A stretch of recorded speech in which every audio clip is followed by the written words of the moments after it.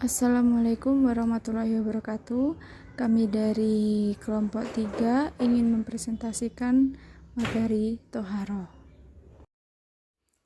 Grup kami terdiri dari 4 orang, yaitu Fahrizal Muhammad Ramdan, kemudian Konita Almada, kemudian Merinda Armi, dan saya Aura Syandi Alfitri. Pengertian dan landasan hukum. Menurut bahasa, toharoh artinya bersih dan suci. Menurut istilah, toharoh berarti membersihkan diri dari hadas dan najis. Pembersih pakaian, tubuh, tempat sholat, dan lain-lain yang terkena najis dapat dilakukan dengan menggunakan air bersih. Sedangkan pembersihan diri dari hadas dapat dilakukan berwudu, mandi, atau tayamum. Air dan macam-macamnya. Air adalah alat yang dipakai untuk bersuci yang terbagi pada 4 macam, yaitu air mutlak. Air mutlak terbagi menjadi 3, yaitu air hujan, air laut, dan air zam-zam. Kemudian ada air mustakmal. Air mustakmal ialah air yang telah dipakai untuk bersuci. Air ini suci tetapi tidak mensucikan atau tidak boleh dipakai untuk bersuci. Namun, air ini masih tetap suci apabila rasa dan baunya masih belum berubah atau masih tetap sama. Kemudian ada air yang bercampur dengan benda yang suci. Misalnya teh, kopi, dan sirup. Air ini suci tetapi tidak mensucikan. Kemudian air yang bernajis. Air yang bercampur dengan najis yang merubah rasa atau baunya, maka tidak dapat dipakai untuk bersuci. Misalnya, air tersebut sudah terkena najis atau kotoran, sehingga rasa dan baunya telah berubah.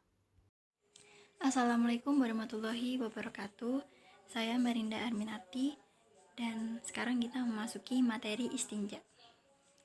Istinja adalah pembersihan kubul dan dubur setelah buang air besar atau buang air kecil.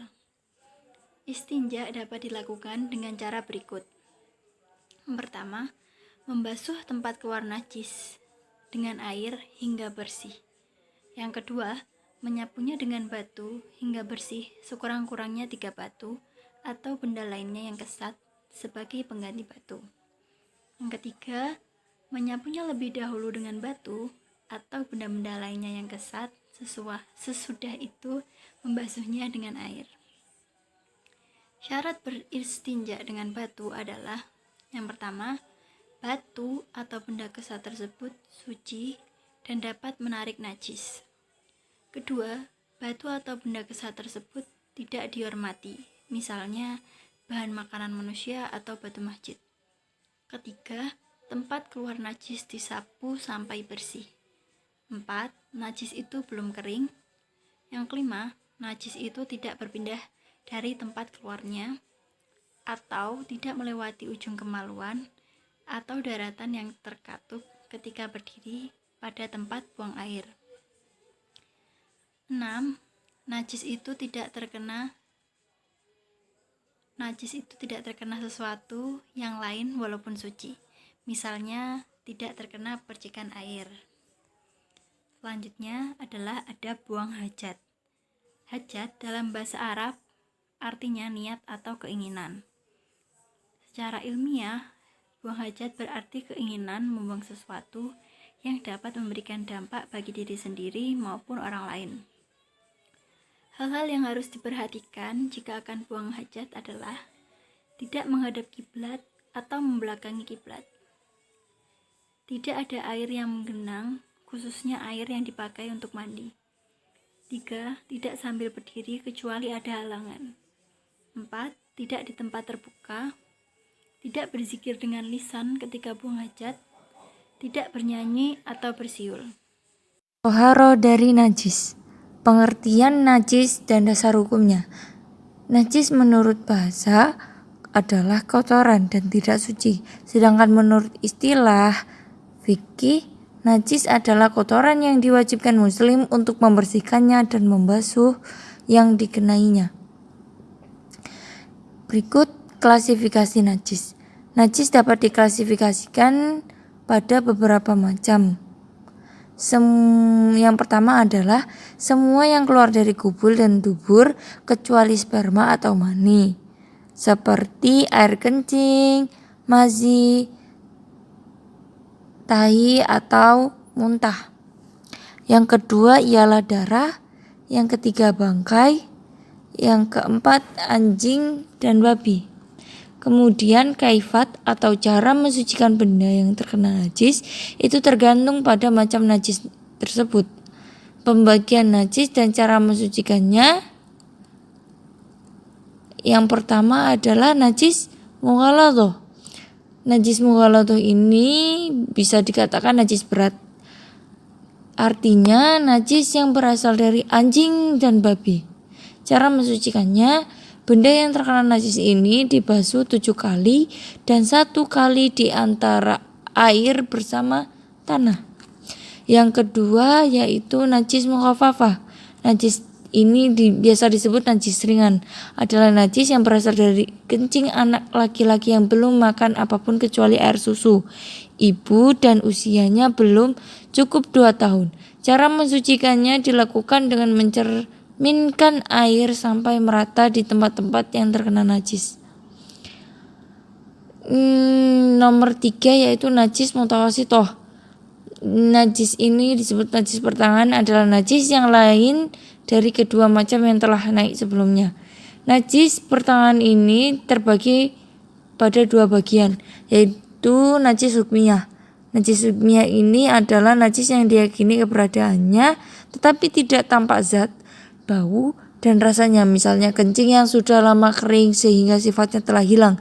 Cara mensucikannya cukup dengan mengalirkan air di atas benda yang kena najis itu. Yang kedua, najis ainiyah adalah najis yang tampak zat, bau, dan rasanya. Cara mensucikannya najis ini adalah dengan menyiram tempat yang kena najis dengan air sampai hilang bau dan termasuk rasa yang sulit dihilangkan, digosok secara berulang-ulang. Poin berikutnya adalah wudhu. Pengertian dan dasar hukum wudhu. Wudhu menurut bahasa berarti baik dan bersih. Menurut istilah syara, wudhu adalah membasuh muka, kedua tangan sampai siku-siku, mengusap sebagian kepala dan membasuh kaki yang sebelumnya didahului dengan niat, serta dilakukan dengan tertib. Dengan kata lain, membersihkan anggota-anggota wudhu untuk menghilangkan hadas kecil. Perintah wudhu diwajibkan kepada orang yang akan melaksanakan sholat.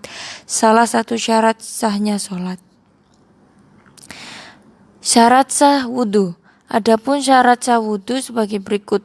Beragama Islam, mumayyiz, dapat membedakan yang baik dan yang buruk atau sudah berakal. Airnya suci dan tidak ada halangan dari agama seperti haid dan nifas. Rukun wudhu terdiri dari 6, yaitu niat. Yang pertama niat, yang kedua membasuh muka, yang ketiga membasuh kedua tangan sampai siku-siku, yang keempat mengusap sebagian kepala, membasuh kaki sampai mata kaki, dan yang keenam tertib. Adapun sunat-sunat wudhu, yaitu memulai dengan basmalah, menggosok gigi atau menggunakan siwak, membasuh kedua telapak tangan ketika akan memulai wudhu, berkumur-kumur, memasukkan air ke hidung dan mengembuskannya, menyapu kepala dengan air sampai rata, yaitu dengan cara mengusap ujung kepala sampai akhir dan kembali lagi ke tempat dimulainya. Terus menyilang-nyilang jenggot, menyilang-nyilang jari tangan, mendahulukan membasuh anggota yang kanan dari yang kiri. Membasuh 3 kali, menyapu kedua telinga dan air, baik luar maupun dalam daun telinga. Melebihkan batas basuhan yang wajib dibasuh.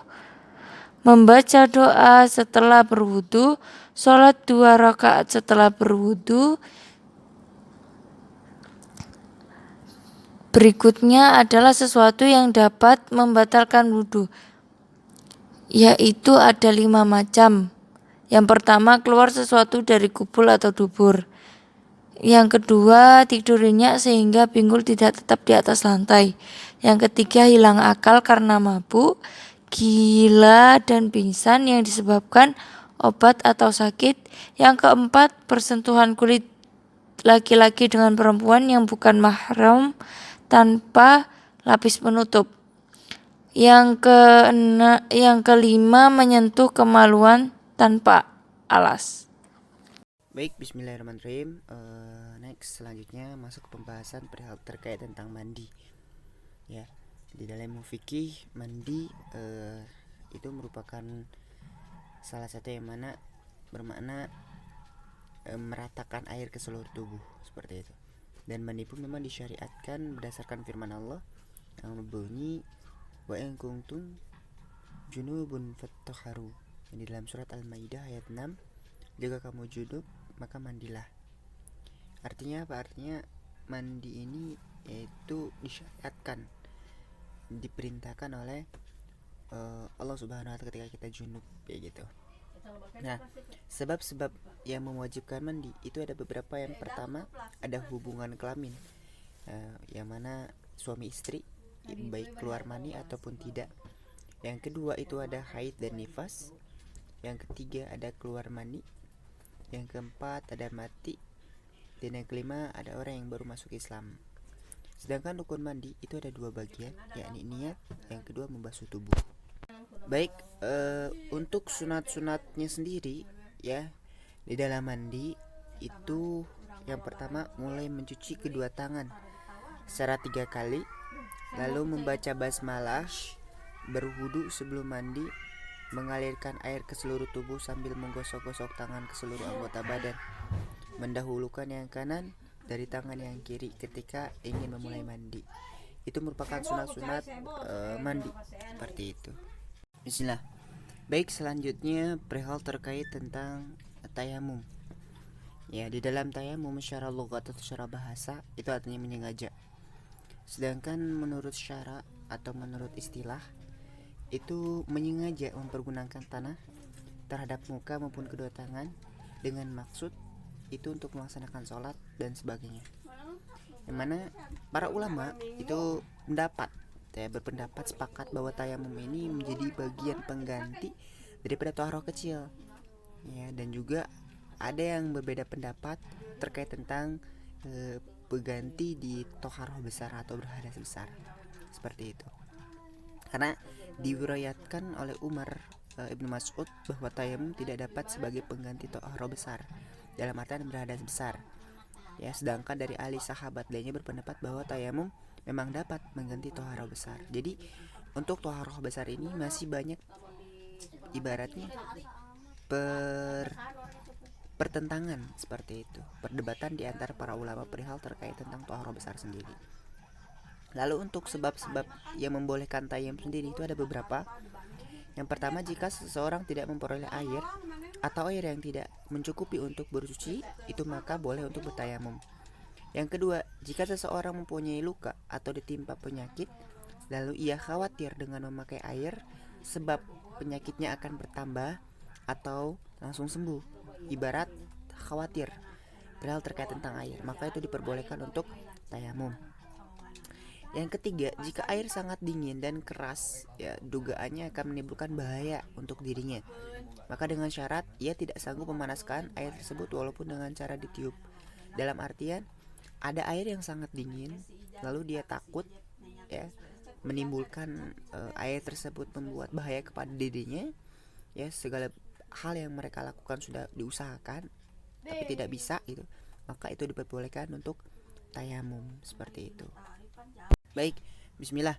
Selanjutnya di dalam tayamum itu ada beberapa rukun dan syarat perihal terkait tentang tayamumnya sendiri ya. Yang pertama, rukun ataupun syarat daripada tayamum itu terbagi menjadi 4. Yang pertama, niat untuk melaksanakan sholat ya. Yang kedua, mengusap muka.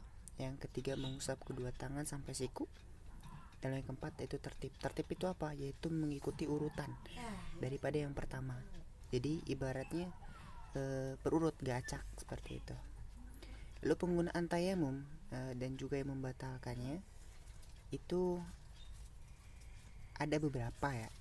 Yang pertama, penggunaan tayamum itu hanya untuk satu kali, dalam artian ketika mau sholat maka itu diperbolehkan untuk tayamum. Tapi ketika mau sholat kembali itu wajib tayamum kembali. Beda hal ketika kita berwudu. Kalau wudu, satu kali wudu maka seluruh sholat bisa, asalkan memang wudunya tidak batal.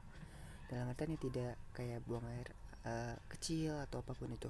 Jadi tidak ada yang menyebabkan batalnya wudu, maka dia tetap masih sholat sah untuk sholatnya nanti. Namun untuk tayamum sendiri itu tidak bisa. Jadi ketika mau sholat lagi maka diwajibkan untuk tayamum kembali. Seperti itu. Lalu ada syarat-syarat tayamum itu ada 3 macam. Yang pertama, adanya halangan seperti tidak mendapatkan air, sakit dan sebagainya. Lalu yang kedua, itu sudah masuk waktu sholat namun tidak mendapatkan air, maka itu diperbolehkan untuk kita bertayamum seperti itu. Lalu yang ketiga, debu yang dipergunakan untuk tayamum sendiri itu harus suci, dalam artian tidak ada ibaratnya bercampur dengan kotoran-kotoran ataupun apa yang kita jamin dan yakin bahwa debu tersebut itu bersih, seperti itu. Lalu ada beberapa yang membatalkan tayamum sendiri. Ada 3 teman-teman semua. Yang pertama itu semua hal yang membatalkan wudu gitu. Jadi sebab-sebab yang membatalkan wudu maka menjadi syarat ya akan membatalkan tayamum juga, karena memang tayamum merupakan pengganti daripada wudu ketika kita memang terkendala terkait tentang air, seperti itu. Lalu yang kedua itu menemukan air jika tayamum disebabkan ketiadaan air. Nah ini yang membatalkan wudu. Jadi ketika kita bertayamum ya, lalu di tengah-tengah perjalanan kita menemukan air, maka diwajibkan diganti dengan air. Karena tujuan kita bertayamum itu untuk menggantikan air, seperti itu. Lalu ridha ya, atau murtad mungkin singkatnya seperti itu keluar dari Islam, seperti itu. Itu 3 yang membatalkan tayamum. Intinya 3 yang membatalkan tayamum di dalam seseorang yang ingin bertayamum lah, seperti itu. Baik, bismillah. Terima kasih atas antusiasnya dan kerjasamanya dari teman-teman semua. Mungkin itu presentasi dari kami semua. Bila mana ada kekurangan kami minta maaf, karena memang hakikatnya kebenaran datang daripada Allah. Memang kekurangan secara full datang dari kami semua. Kita membuka sesi tanya jawab. Jadi silakan bagi teman-teman yang mau bertanya, kami persilakan.